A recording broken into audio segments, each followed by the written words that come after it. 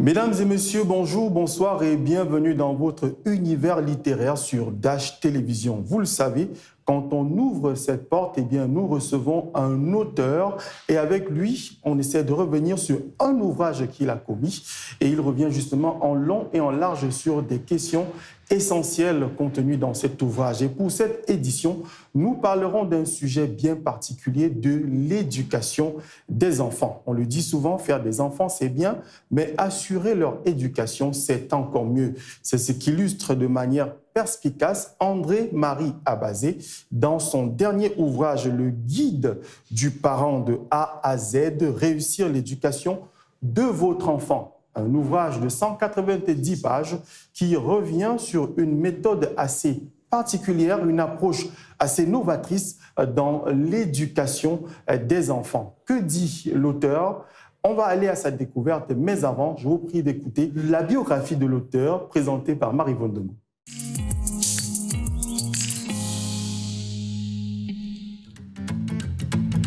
André-Marie Abazé vient au monde le 8 février 1979. Issu d'une famille modeste, il grandit à Douala et découvre rapidement les difficultés rencontrées par ses parents pour éduquer le petit délinquant qu'il a été. Troisième d'une fratrie de 6 enfants, les mathématiques n'avaient pas de grand secret pour lui au secondaire. Il embrasse des études de marketing, commerce, vente et publicité au supérieur avant de se lancer dans l'entrepreneuriat en 2016. Partisan de l'éducation non violente, son programme éducatif baptisé Père Noël Cameroun accompagne de nombreuses familles chaque année. Depuis 2020, André-Marie Abazé anime de nombreux séminaires et offre les clés d'une parentalité épanouie. Paru en 2024, son premier livre, Le guide du parent de A à Z, est un manuel de conseils pratiques et de méthodes bienveillantes, inspiré en grande partie de sa propre expérience de parent, fier de l'éducation donnée à ses 5 enfants. André-Marie Abazé, bonjour. Bonjour. Et bienvenue dans la parenthèse littéraire. Merci. Première question, comment est-ce qu'on arrive à produire un guide pour le parent qui va de A à Z? Et si vous pouvez nous parler un peu de l'idée première qui vous a poussé à commettre cet ouvrage? Alors, plusieurs questions sont incluses dans votre question. Déjà de A à Z, parce que nous abordons pratiquement toutes les problématiques de la parentalité dans ce livre, c'est-à-dire concrètement l'éducation des enfants, c'est-à-dire que leur attitude, leur comportement, leur motivation et finalement leurs atouts, c'est-à-dire leurs talents. Même après l'éducation, la possibilité de l'insertion socio-professionnelle avec la notion de talent. C'est pour ça qu'on l'a intitulé de A à Z. Donc, vous prenez votre enfant tout petit, comment est-ce que vous allez lui transmettre les valeurs, les principes, la morale, l'éthique, etc. Un véritable suivi. Voilà. Et puis finalement, quand il devient, on va dire, adolescent, comment est-ce que vous lui préparez la voie de l'insertion sociale? Est-ce que ça peut être intéressant de connaître ses atouts, les talents naturels que Dieu lui a donnés? Peut-être qu'il peut envisager les exploiter plus tard au travers du talent. Pourquoi avoir écrit dans cet ouvrage? Puis c'était l'une de mes questions aussi. Oui. D'où part l'idée de parler de la parentalité? Alors, ce livre est beaucoup basé sur l'expérience personnelle. C'est-à-dire qu'à la base, je suis parent moi-même de 5 enfants. Pour être honnête, ça a été difficile au départ. Je suis un peu devenu parent comme presque la majorité des personnes. C'est-à-dire qu'un jour, vous avez l'âge et puis voilà, vous êtes parent. Sans que personne ne vous ait dit que vous venez de vous embarquer dans quelque chose d'extrêmement difficile. Être parent, c'est un travail à temps plein. Parfois même, c'est plus épuisant qu'un travail à temps plein. Il y a des challenges émotionnels. Parfois, on est enfant quand on fait un enfant.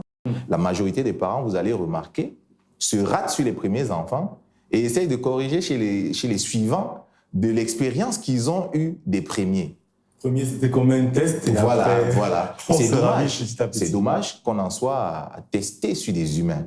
Et puis, c'est normal si on y va à tâtons, un peu à force d'essais et d'erreurs. Ça a été mon cas. Et puis, finalement, je me suis dit, il doit bien y avoir des solutions. Comment faire si mon enfant est désobéissant? Concrètement, comment faire? S'il est timide, concrètement, c'est quoi la solution? À part peut-être de le blâmer, qu'est-ce que je peux faire pour l'aider? Est-ce qu'on peut dire que l'éducation au Cameroun, par exemple, est en crise quand on se rend compte que, voilà, il y a beaucoup de... La jeunesse aujourd'hui est engluée dans beaucoup de phénomènes, la drogue, le tabagisme, la sexualité parfois dépravée, etc. Alors, s'il faut parler du cas du Cameroun, est dangereusement en crise. C'est-à-dire que je pense que ça va plus loin que ce que vous évoquez. Alors, je vais vous choquer, hein, et peut-être ceux qui nous écoutent, mais alors, j'ai absolument rien contre cette communauté, mais pour l'instant, c'est illégal au Cameroun, l'homosexualité. Mais dans votre chaîne de télé, vos enfants regardent des dessins animés où il y a 2 papas qui ont un enfant, 2 mamans qui ont un enfant sur Voilà. Donc, ça va loin. Je vous montre jusqu'à quel point on peut violer même, pour des questions d'éducation, les lois d'un pays. Est-ce que c'est en crise au Cameroun lorsque ça viole même les lois d'un pays? Vous êtes d'accord avec moi que celui qui éduque le plus les enfants des gens au Cameroun, c'est la télé. Je peux vous choquer si vous avez l'occasion d'assister à l'un de mes séminaires. Je vous montre comment est-ce qu'on illustre ces dessins. Il y a des objets sexuels cachés dans les illustrations des dessins. Et ça, l'adulte ne le remarque pas tout de suite, mais l'enfant, si. Bon, ça va être un peu technique, on ne va peut-être pas s'appesantir là-dessus, mais le cerveau des enfants vibre aux ondes θ. θ, c'est la fréquence de l'hypnose. Donc, en d'autres termes, ils sont littéralement hypnotisés par la télé, sauf que ça traverse directement dans le subconscient. Ça va se manifester plus tard. Nous avons par exemple l'État qui a interdit, parce que ça commençait à avoir trop de dérives, aux enseignants de fesser les enfants. Il y a eu des morts, il y a des cas. Sauf qu'on n'a pas dit à l'enseignant quoi faire quand l'enfant est désobéissant. Et revenons sur les relations parents-enfants, qu'est-ce qui, de votre point de vue, rend parfois assez difficile les relations entre des enfants et leurs parents qui parfois ont des conséquences néfastes? Ça peut choquer certains parents, mais ça a été mon cas, je le rappelle à chaque fois. C'est le manque d'information chez le parent. C'est-à-dire que les parents ne savent pas concrètement comment est censé évoluer un être humain. J'ai vu des parents fesser, par exemple, des enfants de 6 mois juste parce qu'ils pleurent. Et personne ne leur a dit que pleurer, c'est normal, que c'est ça qui permet à l'enfant de préparer ses cordes vocales, que c'est son seul moyen d'expression. S'il ne pleure pas, inquiétez-vous. Et quand l'enfant naît, on l'accompagne un peu pour la santé de l'enfant, il y a un programme de vaccination. Mais pour l'éducation de l'enfant, qui lui a dit quoi? Personne. Et donc, les parents ne sont pas préparés. C'est d'ailleurs l'une de mes principales motivations d'écrire ce livre. Et donc, dans cet ouvrage, c'est-à-dire qu'il est présenté la courbe de croissance de l'enfant. On prend de 0 à 6 mois, de 1 an à 2 ans. Ça devient un guide parce que le parent, qu'est-ce qu'il fait? Son enfant à 6 mois, il ouvre 6 mois. Son enfant à 2 ans, il ouvre à partir sur 2 ans, après qu'il ait peut-être fait une première lecture globale. C'est l'idée. Aider justement le parent à pouvoir être préparé à chacune des étapes, qu'il ne voie plus chaque chose comme un problème et quand ça arrive, le problème, qu'il ait une solution. D'accord, c'est en tout cas très didactique, on en reparle tout à l'heure. Mais avant, mesdames et messieurs, observons la première halte de cette émission, vous le savez, c'est la partie à lire. Eh bien, qu'est-ce qu'il y a à lire dans la parenthèse littéraire cette semaine? On découvre.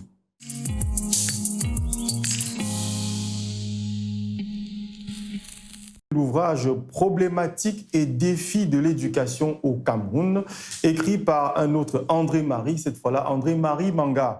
Dans ce livre publié en 2022, l'auteur fait une véritable étude historique et comparative de l'éducation au Cameroun. Il rappelle que l'histoire de l'éducation au pays de Paul Biya peut être divisée en 2 principales périodes. On a la période précoloniale et l'ère contemporaine.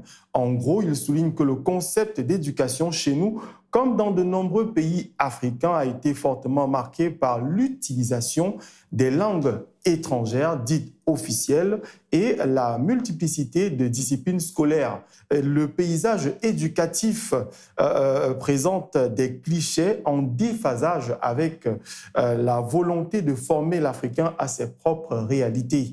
Selon l'universitaire, l'éducation est aujourd'hui parmi les aspects négligés des systèmes politiques. Eh bien, l'urgence d'une restructuration de ce secteur s'impose.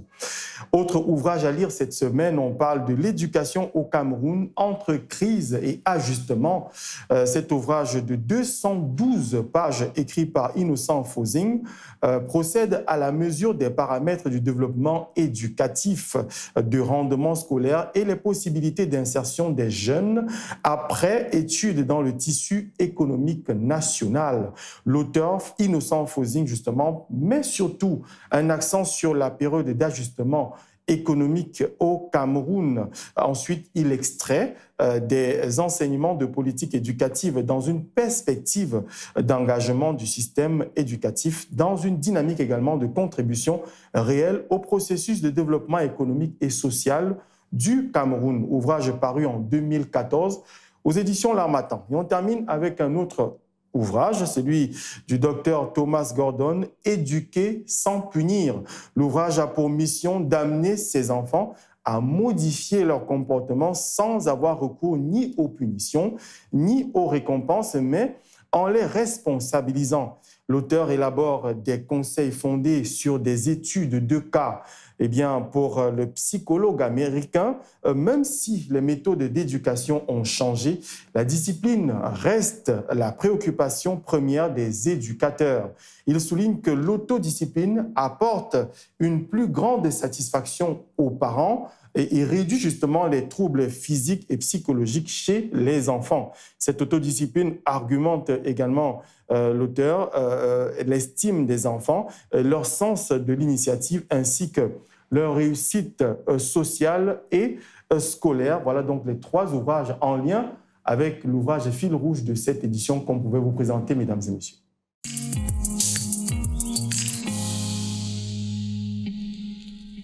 Dans votre livre, justement, vous mentionnez que vous éduquez vos enfants sans utiliser la fessée. Comment réussir à éduquer son enfant sans réprimander, sans fesser, quand on sait que chez nous, en Afrique, on le dit souvent, il faut fesser l'enfant pour qu'il puisse comprendre un certain nombre de choses. C'est un peu paradoxal l'approche que vous apportez. Lors d'un séminaire, un parent me disait « Mais André, si tu nous enlèves la fessée, tu nous as dépossédé d'un outil efficace qui a fait ses preuves. Nos parents nous ont fessé et on n'en est pas mort. Au contraire, ça nous a redressé. » J'ai d'ailleurs rapporté cet entretien-là dans le livre. C'est très édifiant pour ceux qui auront l'occasion de le lire jusqu'à la fin. Louise Hay le disait, nous sommes victimes de victimes. Nos parents ne pouvaient pas nous enseigner ce qu'ils ne savaient pas. Aujourd'hui, mon but, c'est de donner des alternatives. Je ne suis pas là pour vous dire laissez tomber le fouet. Vous pouvez le garder si vous voulez. Mais moi, je pose des questions simples. Vous fessez depuis combien de temps? Certains me disent 5 ans. OK, super. Vous fessez pour quelle raison? Donnez-moi juste une. Certains me disent parce qu'il dit des mensonges. J'ai dit, OK, 5 ans plus tard, dit-il toujours des mensonges ou pas? Et la plupart me répondent, ouais, finalement, il dit toujours les mensonges. Ah, OK, est-ce qu'on peut dire que ça marche? Si tu le fais depuis 5 ans et la chose là ne change pas. Moi, je te propose une alternative. Teste-la et en reparlons. Pendant que je cherchais des solutions, je me suis moi-même formé. J'ai découvert qu'elles existaient. Peut-être pas au Cameroun, mais qu'elles existaient quelque part. Et je me suis rapproché, j'ai fait des formations, j'ai lu des livres, j'ai assisté à des séminaires. Donc finalement, j'ai découvert il nous manque un truc. Et je me suis dit, c'est égoïste si je le garde pour moi. Alors en 2016, j'ai créé un programme éducatif pour aider les familles. J'ai rapidement saturé. Père Noël Cameroun. Oui, Père Noël Cameroun. J'ai rapidement saturé parce que je me suis rendu compte que je ne pouvais pas aider beaucoup de gens. C'était environ 300 familles par an. J'ai saturé. Et moi, je voulais que des millions de personnes aient des solutions parce que j'ai peiné longtemps, moi. Donc, ce n'était pas premièrement dans le but de sortir un livre parce que je vais m'enrichir et tout. Ce n'était pas la motivation première. Et c'était vraiment l'envie d'aider. Voilà. Dans cet ouvrage, vous posez une autre question assez pertinente. Doit-on laisser faire, quitte à être laxiste ou imposer mon autorité avec le risque de devenir violent? Un certain dilemme dans lequel beaucoup de parents peuvent se retrouver. Comment on en sort? Comment on tranche quand on est face à ce véritable dilemme-là? C'est un vrai dilemme. Beaucoup de parents aiment leurs enfants. Pas beaucoup, je dirais presque tous les parents. Hein. Enfin, peut-être qu'il y a des exceptions, je ne sais pas.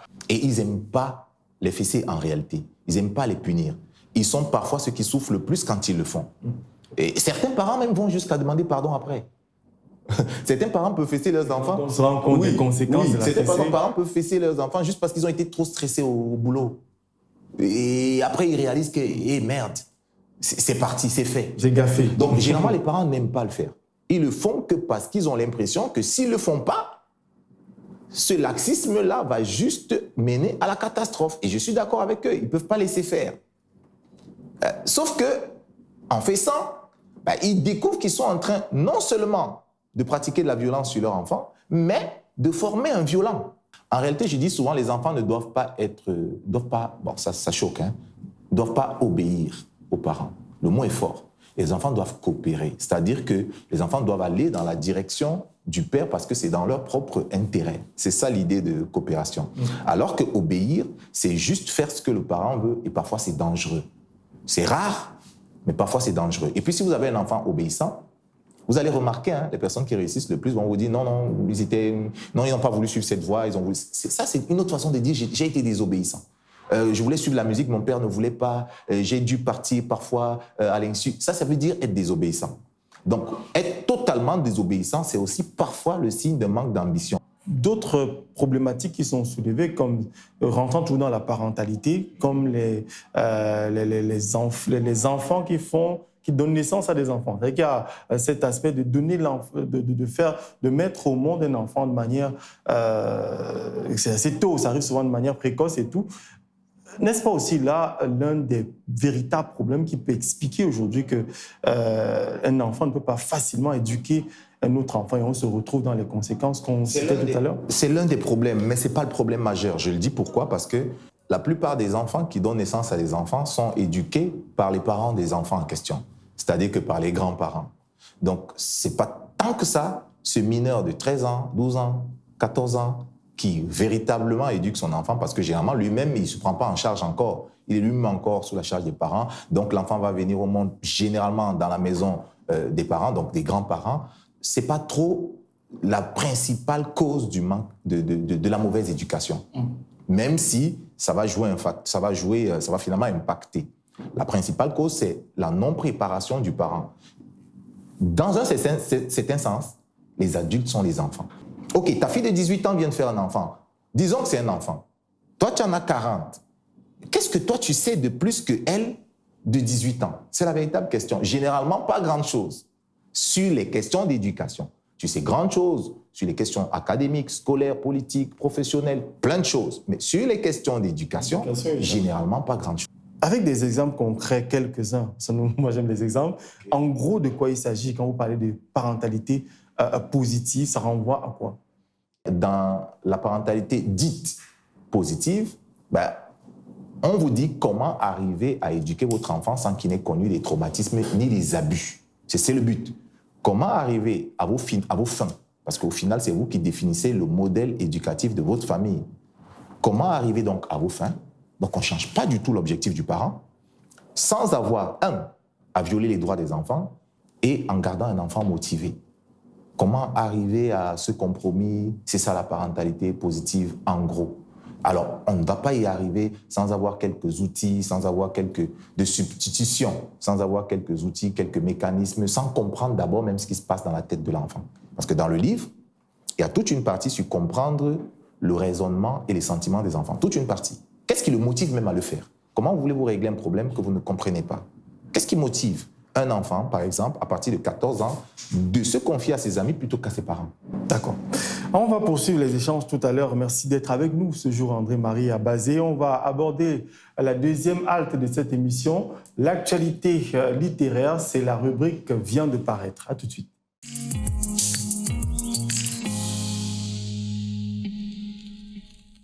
Vient de paraître cette semaine dans la parenthèse littéraire, mesdames et messieurs, 2 ouvrages. Eh bien, le premier, on parle des dynamiques migratoires des ressortissants camerounais dans la CEMAC. C'est un ouvrage qui revient sur des questions économiques, eh bien, avec pour sous-titre « Une mobilité constante et mutante au fil du temps ». Le livre publié par Bachelard Coignet développe en profondeur la prise en charge épistémologique des mouvements transnationaux des Camerounais au sein de la communauté économique et monétaire de l'Afrique centrale, la CEMAC.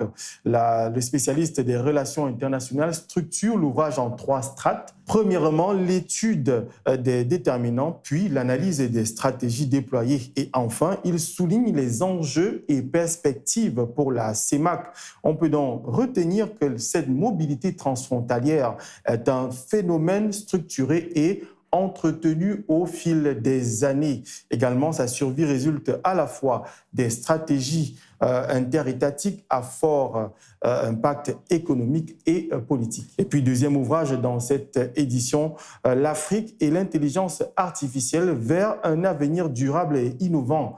Eh bien, l'ouvrage de Joël Parfait-Kouyaté est bien plus qu'un simple livre sur cette technologie. Le livre est un manifeste audacieux et visionnaire qui redéfinit l'avenir de l'Afrique à l'ère de l'intelligence artificielle. Joël Parfait-Kouyaté, l'auteur et expert en technologie et transformation numérique des organisations, livre ici une analyse révolutionnaire qui place donc l'Afrique au centre de la prochaine grande transformation mondiale. Cet ouvrage est une véritable feuille de route conçue pour inspirer, motiver et guider les leaders de demain à travers une approche pragmatique et adaptée aux réalités africaines.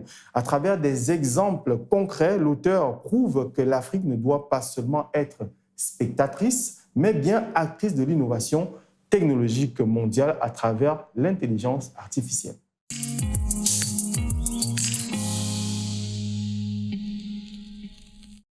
Il arrive fréquemment que l'enfant fasse exactement le contraire de ce que le parent attend, alors même que ce dernier est en train de le lui répéter.